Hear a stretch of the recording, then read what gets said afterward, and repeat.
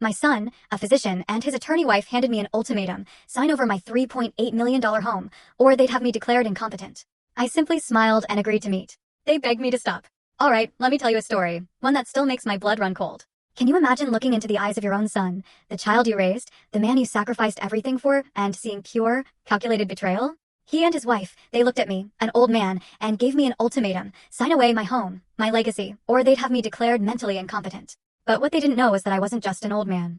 I was an auditor, and my final review, well, it was about to begin. The late Sunday afternoon sun was warm on my back, that gentle September warmth that felt like a lingering memory of summer. I was on my knees in the garden, tending to Caroline's Carillon roses. Deep, velvety red, their scent could fill the whole yard. Each bloom was a testament to the 30 years we'd spent in this house, turning soil, pulling weeds, building a life from nothing. The cool, honest earth in my hands. Out here, the world just made sense. Then I heard a sound that didn't belong. The crunch of expensive tires on my gravel driveway. It was impatient. Assertive.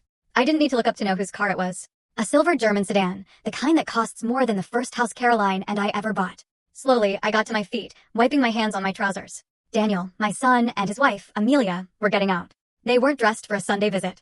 Daniel, in his crisp polo shirt and tailored slacks, looked like he'd just left the country club. Amelia wore a sharp dark pantsuit, her leather briefcase in hand, as if she'd come straight from a hostile negotiation. She was always dressed for battle, but I never thought that battle would be with me. Dad. Daniel's voice wasn't a greeting. It was an announcement. There was no warmth, just a clinical assessment. You shouldn't be doing that kind of work. You could fall. I've been gardening for 40 years, Daniel, I replied, my voice flat. I think I know how to stand up. Amelia stepped forward, her heels sinking slightly into the soft lawn. She surveyed the property, her eyes not seeing the climbing roses or the ancient oak tree, but calculating square footage and property value. Robert, she began, using my first name as always. A subtle power play, establishing herself as an equal, not a daughter-in-law. We need to talk about some logistical streamlining. We've been running the numbers, and the upkeep on a property this size for one person is, well, it's fiscally irresponsible. The words hung in the air between us, cold and sharp. Fiscally irresponsible.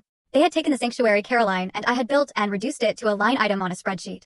The house is paid for, Amelia. It has been for 20 years, I said, walking towards the stone patio. I didn't invite them in. Daniel followed, placing a hand on my shoulder. His touch felt proprietary, like a doctor examining a patient without their consent. Dad, it's not just about the money. We've been worried. We've noticed a certain cognitive latency in our full story on the channel. Link below. Click now and watch what happened next.